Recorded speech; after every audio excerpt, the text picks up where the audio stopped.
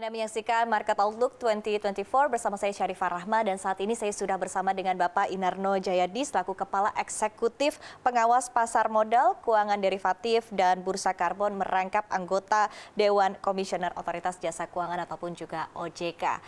Apa kabar Pak Inarno? Kabar baik, Iva. Terima kasih waktunya untuk CNBC Indonesia. Pak Inarno, kita sudah menyambut tahun 2024 ya Pak ya, dan kemarin mungkin seperti apa evaluasi dari OJK untuk pasar modal kita di sepanjang tahun 2023, tahun yang cukup penuh dengan tantangan Pak. Sentimen utamanya mungkin wait and see ya di sepanjang tahun 2023 dan memasuki tahun 2024 ini juga seperti apa sebetulnya optimisme dari OJK untuk pasar modal kita. Baik, makasih Iva.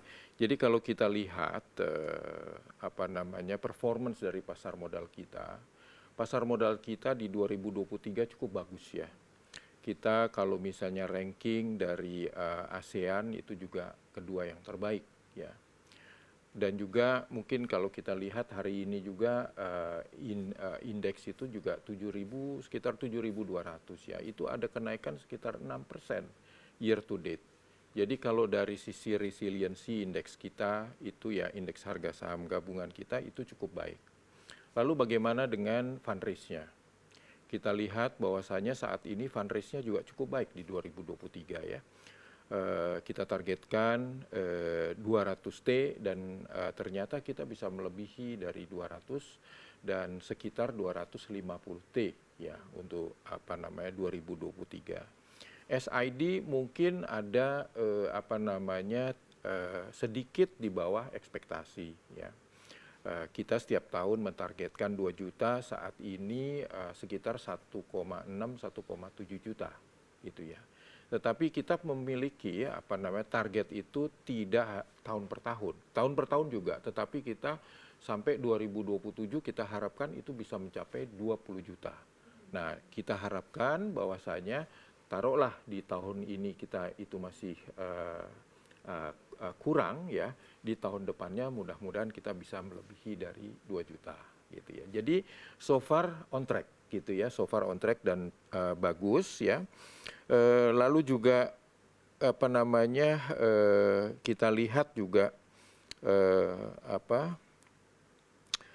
pasar utang juga kita lihat juga cukup bagus ya. Kita lihat bahwasanya ICBI itu untuk yang EBUS itu juga tercatat menguat sekitar 8,5% ke level 374,61. Dan juga kita jangan lupa bahwasanya ada juga di dalam capital market itu securities crowdfunding. Securities crowdfunding itu sedikit demi sedikit sudah mengalami perbaikan ya. Securities crowdfunding itu lebih banyak diutamakan kepada menengah ya, menengah, dan sekarang itu kita fundraise-nya di SCF itu sudah melebihi 1T, slightly lebih dari 1T. Jadi itu perkembangan secara global dari pasar modal kita di 2023. Oke, baik. Artinya memang tadi sepanjang tahun 2023 meskipun masih diwarnai oleh wait and see dan juga ketidakpastian global, tapi artinya penilaian dari OJK juga cukup baik sebetulnya Pak ya, untuk 2023. Nah, tapi kita mungkin ulik lagi Pak di sepanjang tahun ini ya, secara sentimen juga kurang 2024 lebih. 2024 berarti ya? Iya, di tahun ini secara sentimen juga sebetulnya mungkin kurang lebih hampir mirip begitu Pak ya, masih wait and see juga, apalagi secara global juga semua mata masih tertuju seperti apa kebijakan dari Bank Sentral Amerika Serikat, The Fed, begitu berkaitan dengan suku bunga, meskipun kali ini tone-nya berkebalikan dengan tahun lalu. Di tahun lalu memang tone-nya adalah The Fed masih akan menaikkan suku bunga, tahun ini lebih ke menurunkan suku bunga begitu ya. Nah, tapi seperti apa mungkin hal ini berdampak juga kepada sentimen ataupun juga untuk pasar modal di dalam negeri kita, Pak Inarno? Jadi kalau saya lihat 2024 ini kita juga masih cukup optimis ya. Kita bisa lihat dari pipeline saham ya, saat ini sudah masih ada 25 yang masih mengantri. Itu yang sudah masuk filing di kita ya. Dan tentunya yang belum masuk, yang kita tahu bahwasanya yang mempersiapkan untuk itu lebih banyak lagi. Jadi in terms of fundraise-nya, saya pikir itu kita cukup optimis lah untuk 2024. At least tidak akan terlalu berpengaruh atau tidak banyak berbeda terhadap tahun lalu. Ya, itu kira-kira. Lalu yang kedua, bagaimana dengan taruhlah misalnya SID kita, kemungkinannya apakah bisa mencapai 2 juta atau lebih. Kita jangan lupa ya, bahwasanya kita ini SID saat ini sekitar berapa? 12 juta kan? 12 jutaan SID kita, which is sebetulnya itu masih 4% daripada populasi. Ya. Nah, masih jauh. Jadi room to growth untuk berkembang itu masih cukup banyak. Ya. Jadi saya lihat dari beberapa faktor tersebut, saya tuh masih yakin ya, optimis bahwasanya 2024 itu akan oke. Ya. Ya, akan oke gitu ya. Nah, tentunya seperti yang Iva katakan bahwasanya ada pelambatan di luar atau segala macam, itu masuk dalam consideration kita juga. Tetapi kita juga mesti ingat bahwasanya kondisi ekonomi kita ini cukup resilient ya. Dan saya pikir ini justru adalah momentum buat kita untuk memperkuat penetrasi pasar modal di Indonesia. Oke, karena memang pertumbuhan ekonomi kita juga masih baik Masih dan bagus, masih di atas masih 5% bagus, ya. begitu ya Pak Inarno. Tapi tadi consideration mungkin dari sentimen luar negeri, tapi dari dalam negeri sendiri ini juga kita tengah menghadapi Pilpres 2024, kemudian juga nanti akan ada pergantian kepemimpinan juga begitu. Seperti apa hal ini juga mungkin akan berpengaruh kepada pasar modal kita, Pak Inarno? Ya. Jadi gini ya, saya juga susah untuk memprediksi sesuatu yang akan datang gitu ya. Namun dari sisi historical ya, Pilpres itu tidak akan terlalu berpengaruh terhadap perkembangan pasar modal. Jadi kembali lagi ya, kalau misalnya Pilpres kita itu damai dan segala macam gitu, saya kok tetap yakin bahwasanya tidak akan berpengaruh terhadap pasar modal kita. Cukup optimis lah, Iva. Oke, untuk itu, ya. Baik. Tapi upaya yang dilakukan untuk tahun ini ya Pak, untuk terus mendorong perluasan instrumen investasi di sektor pasar modal di tahun ini sendiri seperti apa? Jadi gini, kita lihat bahwasanya untuk pendalaman pasar, deepening the market, itu merupakan prioritas kita. Ya, ingat Iva bahwasanya untuk pendalaman itu tidak hanya supply tetapi juga demand. Ya, seperti yang kita jelaskan tadi, demand salah satunya juga retail itu harus mencapai targetnya, institutional investor juga bisa berkembang di situ, dan juga dari sisi supply-nya. Nah, supply-nya itu untuk pendalaman pasar itu apa saja? Nah, itu yang pertama adalah taruhlah yang untuk tradisional, saham segala macam itu kita targetkan untuk fundraise-nya dan juga jumlahnya itu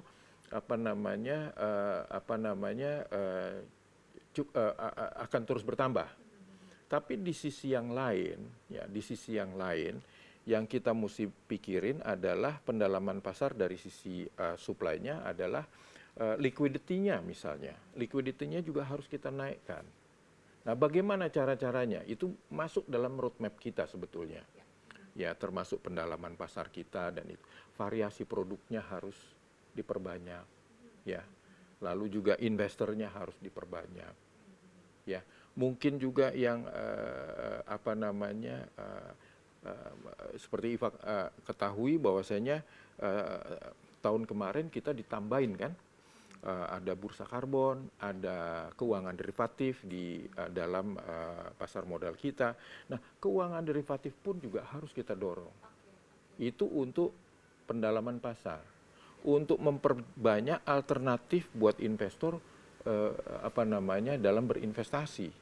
Dan kalau itu berjalan semua, saya yakin demand-nya pun juga akan semakin bertambah. Dari sisi supply-nya akan bertambah, dari sisi demand-nya juga akan bertambah. Oke, baik. Ya. Tapi mungkin melihat dari tipikal investor kita juga Pak di dalam negeri begitu ya. Sebetulnya mungkin instrumen seperti apa yang memang mungkin cocok untuk terus ditambahkan di pasar domestik kita sebetulnya Pak Inarno? Jadi gini, mungkin ini tantangan buat kita semua ya. bahwasanya perkembangan daripada SID kita itu kan sudah cukup bagus, ya. Retail kita, tapi masih room to growth-nya kan masih cukup banyak.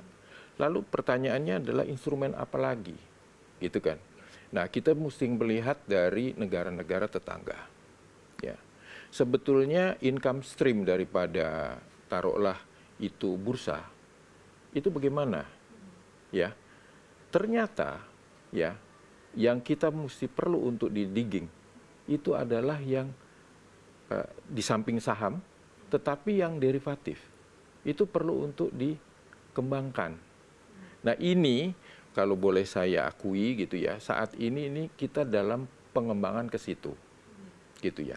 Banyak bursa-bursa di negara-negara tetangga yang income stream-nya justru lebih banyak dari derivatifnya daripada ininya, ya. Jadi ya kedepannya bagaimana? Ya kita mesti menambah kembali lagi deepening the market dengan menambah berbagai instrumen di pasar modal. Tidak hanya saham, tetapi yang turunannya pun juga harus kita kembangkan. Itu sehingga liquidity-nya naik, dengan sendirinya liquidity naik, nanti juga dari sisi demand-nya, investornya juga retailnya berkembang, institusinya juga berkembang. Itu kira-kira begitu. Ya, ini harus penyeimbangan juga begitu ya Pak, antara demand dan juga antara instrumen investasi ke depannya ya. Kalau dari sisi dari sisi pertumbuhan saham segala macam udah cukup bagus. Cuman mungkin yang lain-lainnya itu harus kita kejar untuk itu. Oke, baik. Pak Inarno, tapi mungkin boleh diperdalam lagi tadi berkaitan juga dengan upaya untuk peningkatan investor kita di dalam negeri begitu ya, untuk peningkatan SID, kemudian di satu sisi juga tadi berkaitan dengan penggalangan dana. Tadi kan disebutkan targetnya sendiri di tahun 2024, which is kalau kita berkaca ke 2023 sebetulnya memang cukup jauh di atas target yang sudah ditentukan begitu ya. Tapi mungkin by action, langkah-langkah yang dilakukan secara strategik untuk mencapai target-target ini sendiri seperti apa? Jadi gini, kita mempunyai seperti yang tadi saya katakan ya, roadmap untuk 2027. Ya, roadmap untuk 2007 itu kita terjemahkan di masing-masing tahun itu adalah inisiatif-inisiatif. Bisa jadi ada beberapa inisiatif yang tidak sesuai dengan yang diharapkan. Tetapi kita mempunyai target sampai 2027 at least. Itu yang kita kejar. Ya, sebagai contoh tahun ini mungkin kita di SID-nya agak melambat sedikit. Ya. Pandemi sudah selesai, segala macam. Kemarin kan luar biasa karena pandemi sudah selesai, itu normal lagi. Orang sudah mulai berbisnis, bisa keluar rumah segala macam sehingga pertumbuhannya pun akan agak melandai. Dan sebetulnya juga sudah tersisir dengan kondisi market yang cukup berubah begitu ya Pak Inarno? Betul. Ya nggak apa-apa gitu ya. Nggak apa-apa. Mungkin kita bisa, target kita di tahun-tahun berikutnya kita harus lebih dari yang sebelumnya. Gitu aja gitu ya. Jadi kita punya jangka agak panjang dan jangka agak pendek gitu ya. Jangka agak pendek mungkin slightly lower daripada yang kita targetkan. Tetapi secara jangka panjang kita harus bisa mencapai hal tersebut. Oke, artinya memang secara organik mengandalkan pertumbuhan ekonomi dalam negeri begitu ya Pak Inarno.